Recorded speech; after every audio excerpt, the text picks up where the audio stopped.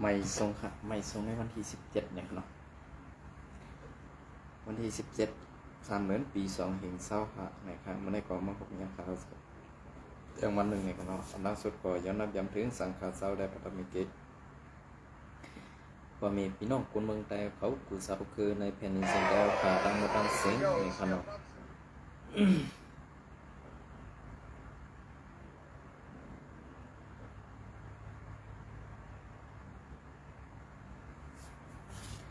ในวันมันก็ข้าใส่วันที่เอาเข่าเสาหัวปอหลงเสือซึก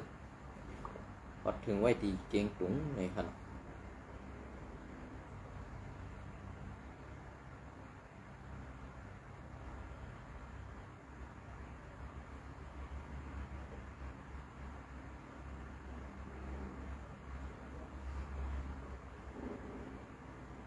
อ๋อจะเกียงตุงโคลำในการย้อนลองครับ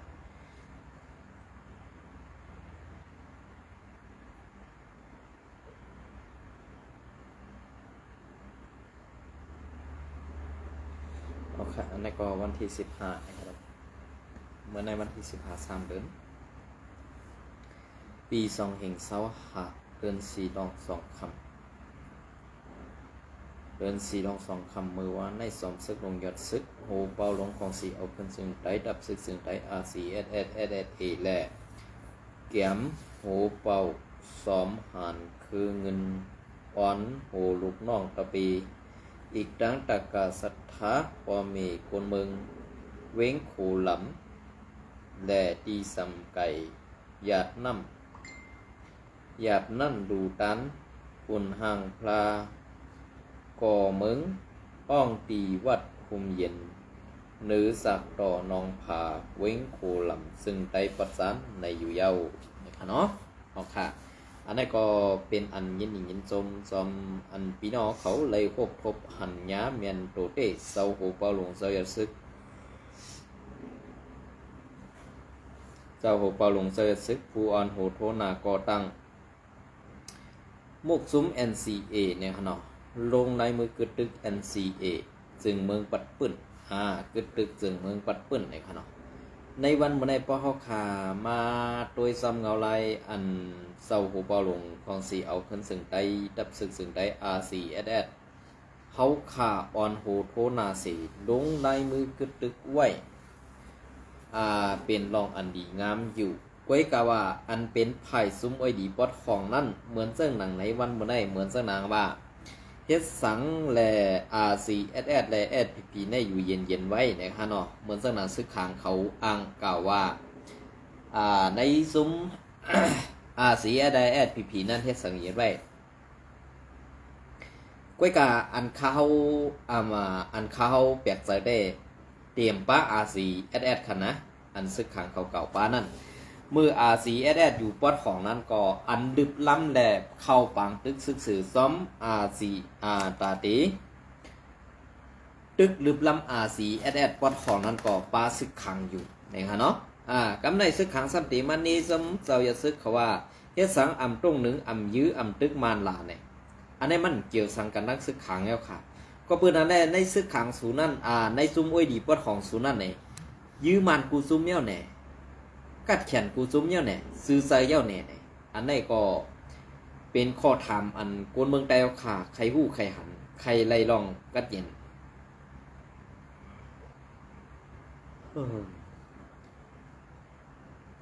ใครไล่ลองกัดเย็นและลองอันถูกแมนเต้ๆนั่นนะครับเนาะ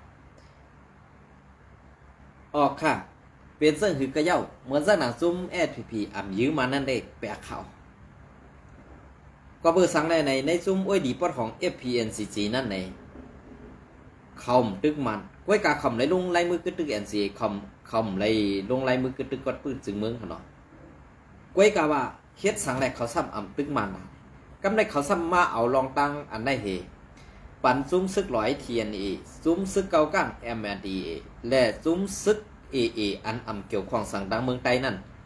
มาย่าเต่าเกาอยู่ในเมืองไต้เฮาขานั่นเนี่ยมันป่องว่าเสื้อหือมันเปลี่ยนมาเสื้อหือเปลี่ยนกว่าเสื้อหือเนี่ยขึ้นพ่วนด้วย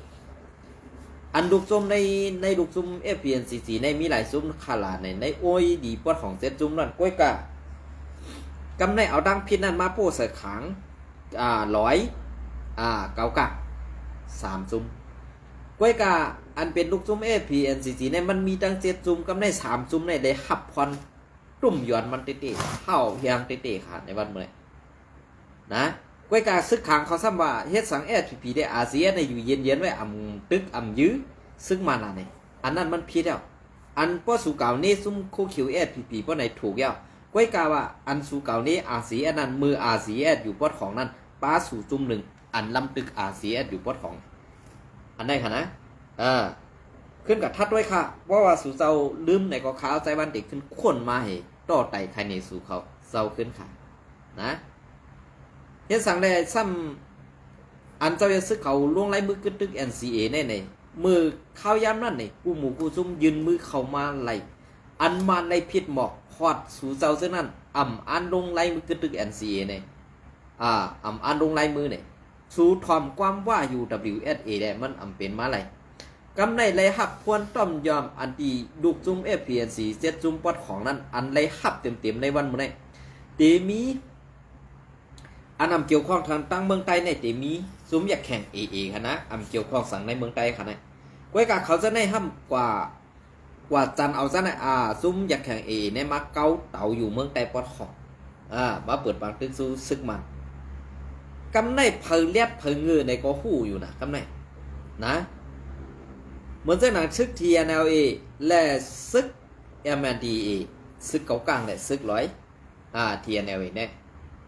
เหมือนเจ้าหนังซึกค้างในมันก็เป็นลูกจุ่ม APNCG ก้วยกามันอำแมนกันตั้งซึกร้อยกอบสังและอำแมนกันตั้งซึกร้อยก็เปื่อว่าในซึกร้อย TNA นั่นมีซึกว่าจอมแจมไว้แหละมันใครแมนกันตั้งซึกค้างกำในลูกจุ่ม APNCG กำในหูเป่าลงมันเป็นว่าอย่างน่ะหูเป่ามันเป็นว่า UWSA ก้วยกาว่าขางในป้อวันด้วยไล่ตึกซึกเขาแหล่ล็อกไล่ไปตาดิตึกว่าใครกูเป็ดจุ่มซึกขางในไล่ตึกเขาแก่ไล่ตึกเขาเขียนก็นั้นได้อันเขากูได้ซ้ำมีจุ่มซึก TNLA อันเซอร์ไล่สั่งไล่และ MPNDA ใจไล่สั่งไล่อยู่ในวันมื้อนี้และเฮ็ดสั่งไล่เขาซ้ำให้จุ่ม2จุ่มในห้ำดึบซึกขังแก่นซึกขังต่อยซึกขังอยู่ได้ดีกว่านี่ก็เปื่อว่าแนมแคลซื้อเสียงลูกก็เปื่อว่ามันเป็นหูเป่าหมุกจุ้ม FPNCG เมืองใต้ปอดของเซตจุ้มแหละมันใครเกี่ยวข้องสั่งกำในอดีตเขาล้ำมังกันอยู่นั่นเนี่ยกำในปอขึ้นฮอตมากำในปอขึ้นฮอตมาเต้ๆเนี่ยเขาก็ที่ห้องมาเจริญกันเสื่องไหนเสื่องไหนดีเฮ็ดเสื่องไหนเนี่ยเขาก็เดียวเขาในอ่างไปกวยกาดีเต้ๆนั่นเนี่ยในเครื่องแบบอันTNA เขาเฮ็ดแลตาดีกว่ามังคังอันไหนป้าเผอพองไหนอันไหนได้ในลูกจุ่ม APNCG ฮู้ในได้ข่าววนว่าเซอร์ค่ะก้วยกาฮู้อยู่ทางว่าตีไรนาทางตีไรนาตีอุปึงก้วยกาเขาเจอในเป็นคีคาเซอร์ใครว่า UWSA เหมือนจังหนังว่าก็ใครเก่าเมืองไต้ใครยาเมืองไต้ใครแถกเมืองไต้ก้วยจะว่าใครไรเมืองใต้เป็นปึกเป็นแผ่นซะนะ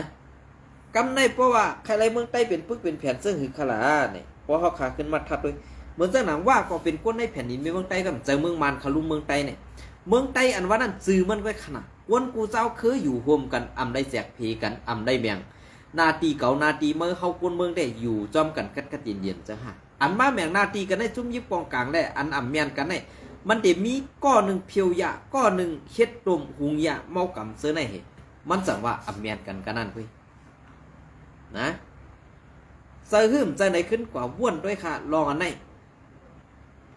เพราะว่าอันเฮ็ดตากุนเมืองเต้ๆว่ากุนเมืองเศร้าคือเหลือซึกซุ่มเหลือเสียมว่าเพราะว่าอันเฮ็ดตากุนเมืองเต้ๆเนี่ยอย่าไปบีบยันกุนเมืองถึงที่ไรให้กุนเมืองก็หือหึงที่นั่นถึงที่ไรให้กุนเมืองกัดเย็นเสื้อที่นั่นเนี่ยมีเผยลาดมีเผยเสมีเผยนี้หรอกในวันในปอดจุ่มซึกอันนั้นกว่าถึงตีในกวนเมืองไรไม่กวนเมืองไรห้องไห้กวนเมืองไรหยาบพืชไรเสือควานไรเสือเข้าไรเกี่ยเอาล้วนลังเลี้ยงกว่าสร้างปันนี่เขาอันไหนแต่มันตีชื่อเฮ็ดปันตากวนเมืองไรล่ะ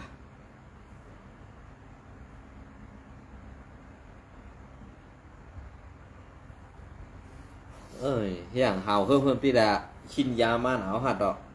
ที่อยู่แหละมันตีกว่าเฮ็ดแต่คนเมืองเลยแต่ว่าคนเมืองที่ยอมหับอะไรนั่นก็มันมีค่ะหรอกในวันมื้อนี้ป้อมเปลี่ยนเสื้อนั้นกว่าติ๊กนะเพราะมันเปลี่ยนกว่าเสื้อนั้นติ๊กนี่มันมีคนเมืองก็เหลือหับอะไรมันมีคนเมืองเจ้าคือเหลือหับอะไรค่ะหรอกกว่าฮอดที่เหลือคนเมืองเจ้าคือนั่นกัดเย็นกว่าฮอดที่เหลือคนเมืองเจ้าคือนั่นยุ่มไรกว่าฮอดที่ในนาทีเผออุปเปิงคนเมืองหับตอนนั้นเปลี่ยนอันดียุกยองเอากลุ่มมูลเขาในวันเมื่อได้เหมือนสักนางอันที่SPPUWS is เฮ็ดนี่คนเมืองไต้เขาขาอยู่ในวันเมื่อไหร่เพราะลัดที่ว่าให้คนเมืองเขาขาเมื่ออยู่เฮือนเผอวันมันขึ้นเนี่ยกำในเปิ้นดับไปเมื่อของป้อบีบเงี้ยนว่าป้อมีป้อเท่าเมเท่าอยู่ตั้งเฮือนก็เอาป้อเมเปิ้นกว่าตาตีให้ลูกเปิ้นมาปวดเปลี่ยนปุดแตนอันวันนั้นมันเป็นสีการศึกเมืองเลยขาวหูไว้กะอันขาวหูได้สีการศึกเมืองเปิ้นเนี่ยมีขาเสื้อนะดูเลยพิษเปิ้นเอาตัวนั้นก็ขาเปิ้นยกคือมันนะเหมือนเสื้อหนังก้นก้ายาเกาหลีอันดีขาวอยู่ไว้เมืองไทยเนี่ยนะเปิ้นตีหาเงาหักต้นตอมันก่อนเพราะว่าเงาหักต้นตอมันไล่มาตีไอ้ก็อันก้ายานั่นไหนเปิ้นซิมเบ็ดหมดอ่ะไว้การลุกลางนางเมมันนั่นเด้เปิ้นเฮ็ดหังอันไหนเนี่ยสีการเมืองเปิดกวยกาสูในซ้ำเจอนั้นค่ะแหละห้ามว่าเป็นลูกซุ้มFPN47ซุ้มตาติดตึกแลนดึบมันออกเมืองใต้วันนั้นในวันเมื่อไหร่อันลูกซุ้มFPN44ตึกมันมีหลายซุ้มอันตึกมันมีอยู่2ซุ้ม3ซุ้มค้าง KIA และTNLA MNDA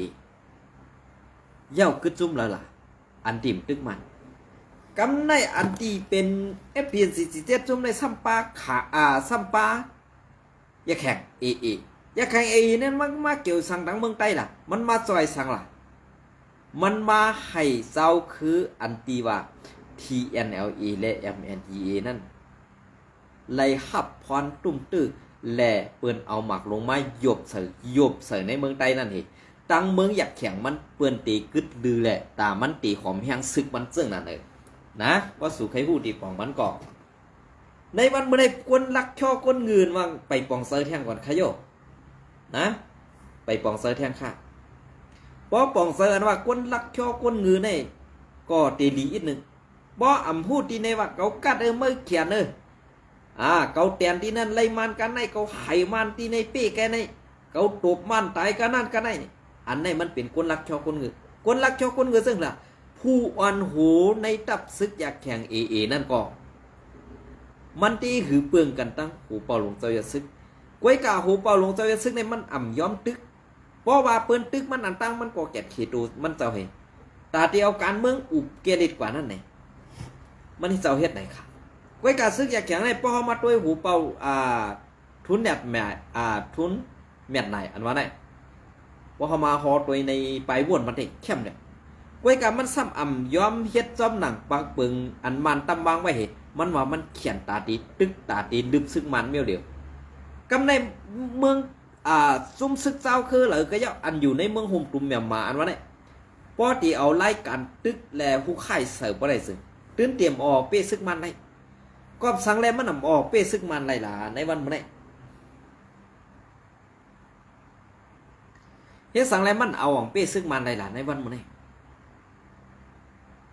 เมื่อเอาแห้งมากองกาหือกาอันเมื่อมีนั่นเมื่อกาใครมังมันตึมออกเปี้ยอะไรก็เพื่อว่ามันเป็นลุงปองซึ่งเหี้ยวก็อันซุ่มซึกลูกเพื่อนอันยื้อมันอยู่ในวันเมื่อไรเปิ้นมักมันมาเป็นผู้ก่อการให้ผู้ก่อการให้อันว่าได้ต้องกวนเมืองไหนหับพุนตุ่มย้อนมันไหนหับเต็มค่ะ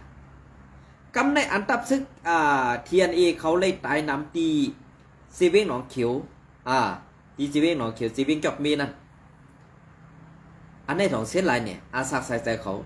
ตองเขาตึกใครอยู่ในเมืองกวนอยู่เนี่ยผู้อ่อนโหยานถามลูกน้องตะเป้อยู่เนี่ยในปางตึกอันว่าในเพราะว่าเข้าปางตึกในเนี่ยมันตื่นมีแหละหมัดเจ็บและร่มตายกวยการในซุ้มหูเป่าลงในมุกซุ้มเทียนเนี่ยนั่นด้วยเอลูลูกน้องเกาคาก็พวกใครลองลอยกับแปดอินย้อนน้อมขนมเอลูลูกน้องตะเปเอลูลูกหลานปอเมพี่น้องคนเมืองเจ้าคือลอยเขา เหมือนกันใครเท่าไหนนะเผอเคยพิจารก็พิจารค่ะอันเขาคาราดได้ขึ้นกว่าทัดด้วยสองเสือลองเต้เนี่ยเพราะว่าเป็นลองเต้มันเพราะไหนซึ่งอันตีเขาเฮ็ดอยู่ในเนี่ยสองเขาปาถึงยังหมายไรอันเขาตึกเอาอยู่ที่มานั่นเนี่ยมันซะเป็นเมืองไต้กุยในวันเมื่อได้สั่งว่าเขามาห่ม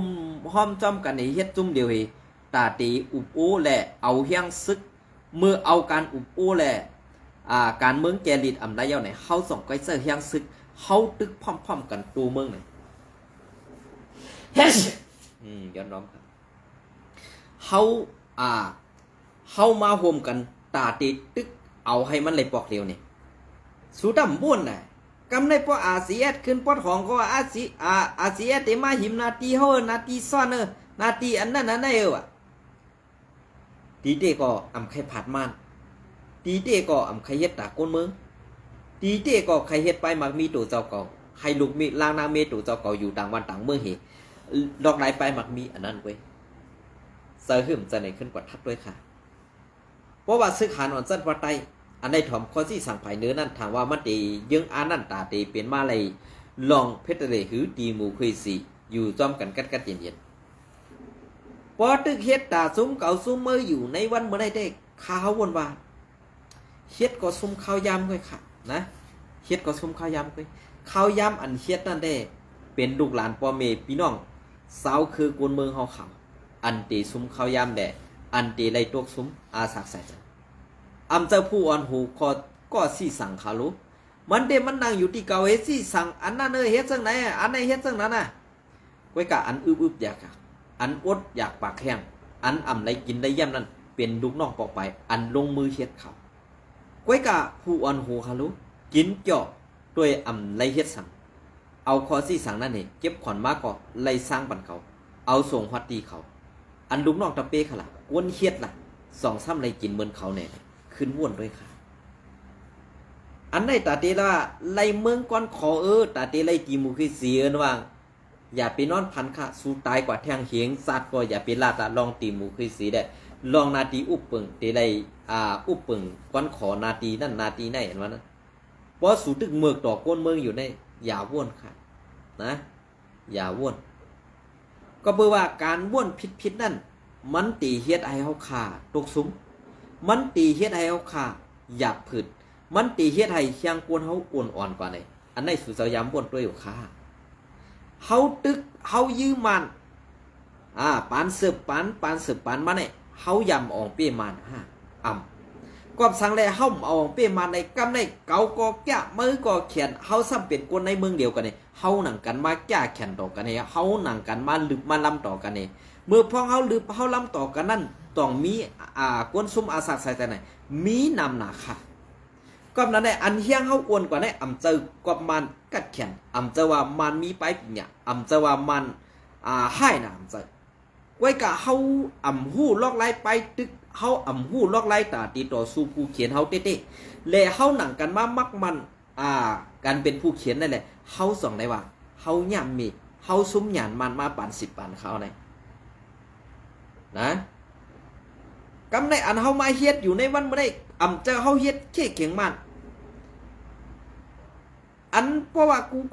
กวนๆนี่อันตีสูดีได้มักมันปานนี้ว่าอยู่ WSA ก็ดีได้เป็นผู้เขียนมานก็เลยได้เป็นผู้เขียนค่ะ2จุ่มในไว้อันเป็นผู้เขียนอยู่ในเมืองหงกลุ่มย่ำเมื่อเดียวนี้บ่สู่ใครฮู้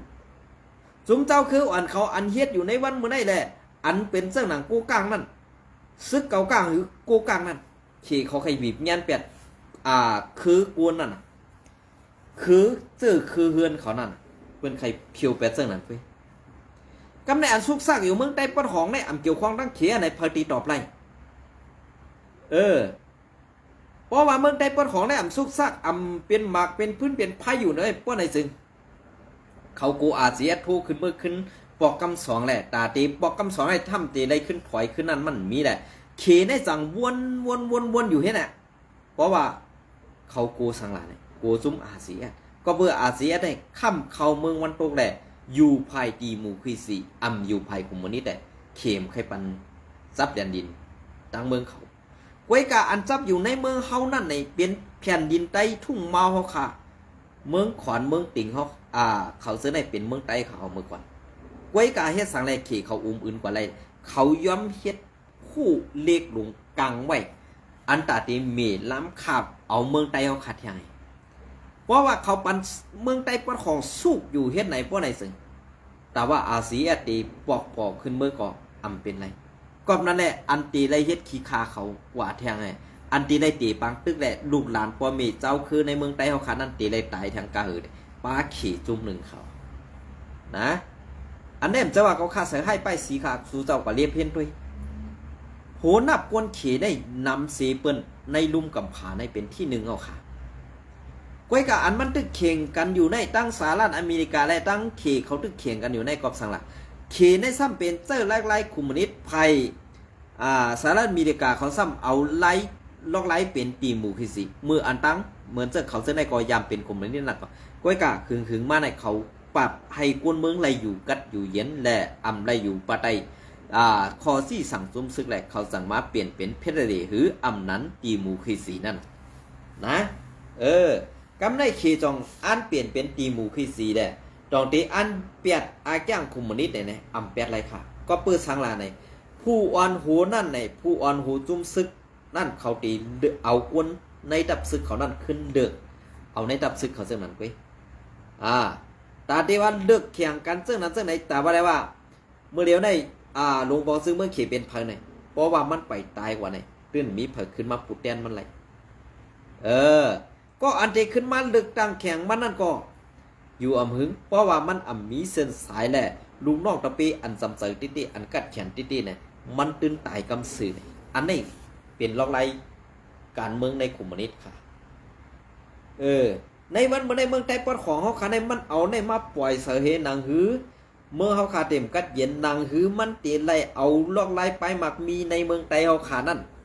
กูเจ้าคืออันอยู่หิมหอมนั่นตั้งตีเป็นของกวนเมืองเขาก้วยกะไปหมักมีนั่นกวาดโรคเสในลาวปานขิและภูเมือกใหม่อันเฮ็ดยามไปกินสั่งไปบ่อหินบ่อเงินบ่อจึนอยู่ในเมืองใต้ในวันเมื่อเปลี่ยนเสื้อหนักก้วยกวนเมืองใต้เขาขาไรซ่ากวนเมืองเต้าคาไลกวัดไลผันไลลู่ไลไตไลหายไลแปดเทือนแปดเย็นไลไปกว่าอยู่ต่างบ้านต่างเมืองอันได้นำนาค่ะนะนำนาค่ะพี่น้องเขาว่นด้วยค่ะลองตาเสือไหนเมียนเต้หื่มเมียนไหนขึ้นกว่าทัดด้วยค่ะนะอันนี้ก็ไซอ่อนลอยคอนี่ก็ไข่อ่อนมากขึ้นเอาค่ะกำไรนะไข่อ่อนมากขึ้นเอาค่ะหูเป่าลงเจ้ายาซึกเขาปอลูกแล่ลูกน้องขอดถึงไว้น้องผาโขล้ำในขนมอัมบายอดทึกมือเดียวได้ข้อความในเปลี่ยนไปแหลกลายไรไงเต้ค่ะนะก็เพื่อว่าด้วยเย่าไหนเงาลายอันตีมันตีจำบันตายในเพราะหมอเปลี่ยนไปแหลกลายเหมือนเส้นไอ้ลอยคอในก็สร้างตีตายไรเต้ค่ะเนาะสร้างตีตายไรเต้ค่ะนะ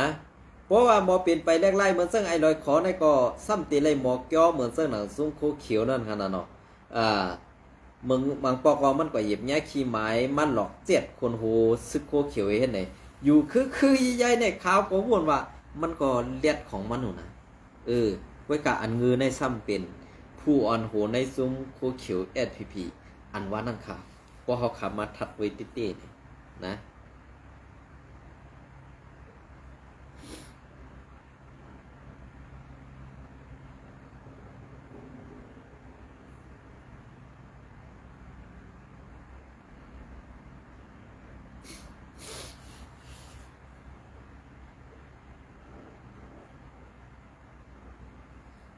ก็เขามาด้วยในซ่องข่าว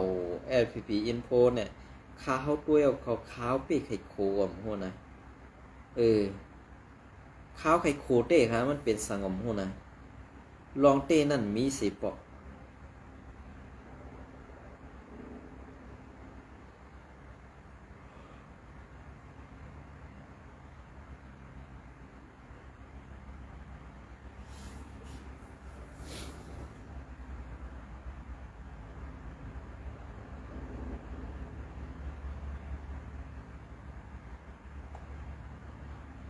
เอาค่ะอันนี้ก็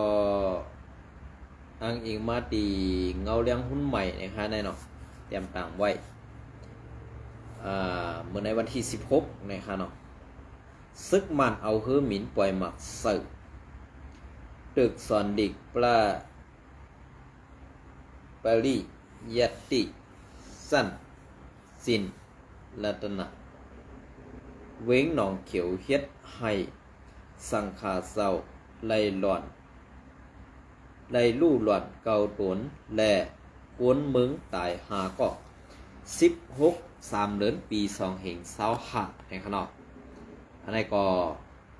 เมื่อในของสีซึกมันเอาคือหมินเข้ากว่าหมินปั่นแต้ม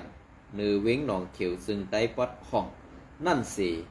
เอาหมักปล่อยเสือวิหารตึกสอนดิก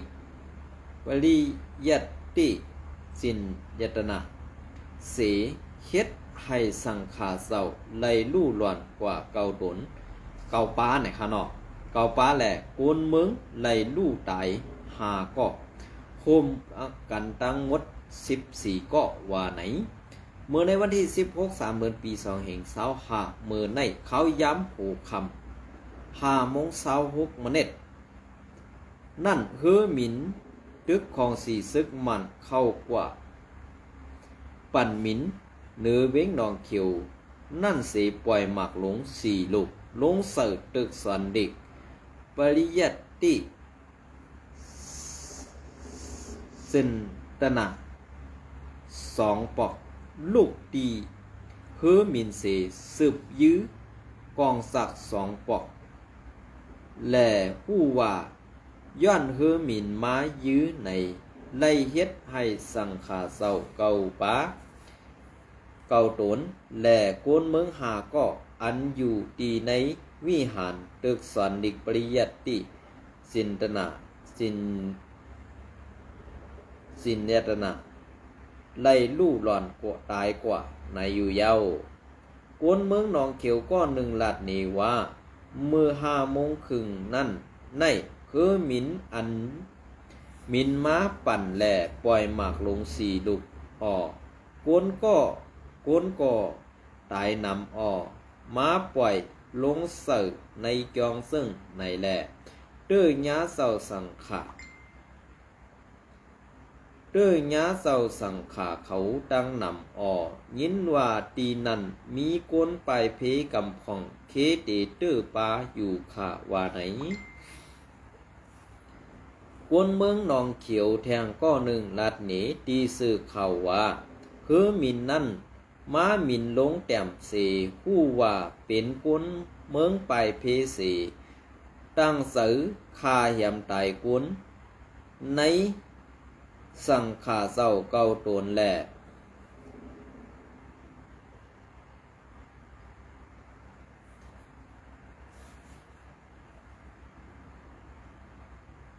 เก่าตนนั่นเป็นเจ้าสร้าง1 ตนและเจ้าสั่ง8 ตนกวนเมืองไปเพศึกไล่ลู่ตายกว่า5ก็ในโฮมตั้งเสกอันไล่ลู่ตายกว่าในมีอยู่14ก็ในข่าวว่าไหนย้อนเฮือหมินของสีซึกมันมายื้อปล่อยหมักเสอแลเฮ็ดให้ไผลูกใหม่จ้องหมุนเศร้าแลเฮินเยโกนเมืองลู่เหลียวกว่าตั้งนำตั้งหลายในอยู่เย้าอันนี้ก็อันนี้มาตีเงาเลียงหุ่นใหม่เตรียมตังไว้เนี่ยค่ะเนาะเป็นซึ่งกะพรต้อมยอมพรอันตุ้มยวน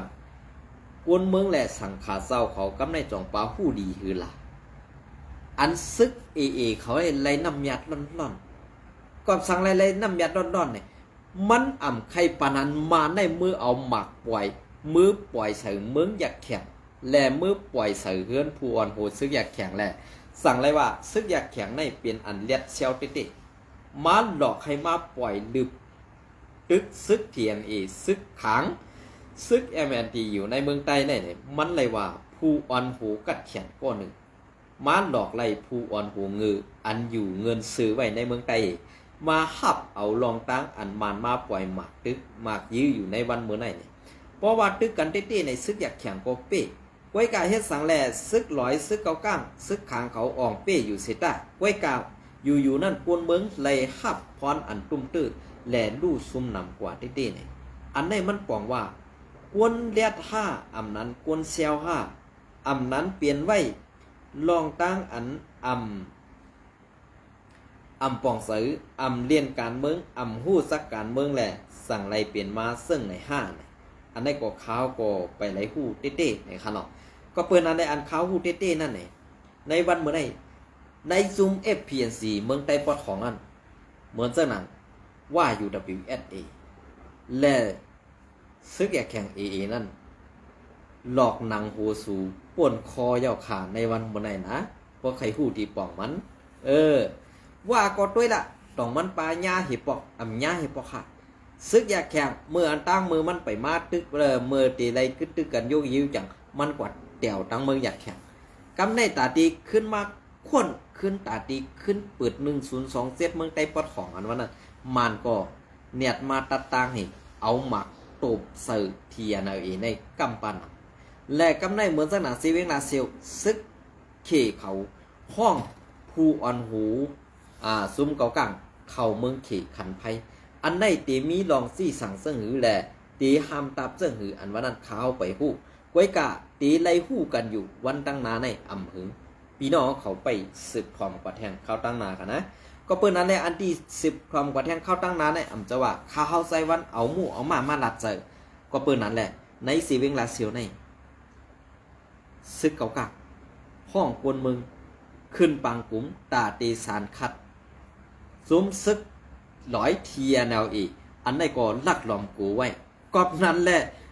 ในลูกซุ้ม FPNCC อันลักล้อมกูซุ้มเทียแนวเอได้เตมีอยู่เกาก้างแหลกขังนะกำได้เหมือนจะหนังซุ้ม SP โคเขียวแต่ของมันเป็นปัจจัยข้อที่สั่งว่าตั้งปึกแหละตามมันตีกูแหละตาตีเปิดหน้าซึกสู้เหมือนจะหนังตีจอบเมมืออ่องเป้กว่านั้นเนี่ยขึ้นในปล่อยปันเปิ้นมุนบดซาอันเปิ้นซึกลอยเทียนนี่เขาคอกวนขึ้นกาปอแตกนั่นซ้ำกว่าปล่อยปันเขาคันนั่นปล่อยลงหูเหล่าค่ะ อันไหนกันนะในวันเมื่อไรก็เอาข้าวยำอันปอดอันในเสมาต่อไต่ใครในพี่น้องของกว่าเสื่องไหนสั่งว่ามีตีพิษหรือลองถูกเสื่องหือปันตั้งหันถึงมาไรข้าเฮาย้อนเร็วๆอย่าปีนหลาก่อนไว้ถามความดีค่ะนะป้อนหลาข้าวอย่างในความดีนั่นมันเต็มปอกเป็นไม้เย้าไหนข้าเฮาเปลี่ยนก้นเสื่องไหนในขนมยันจมแดงใบส่งกูก็ค่ะ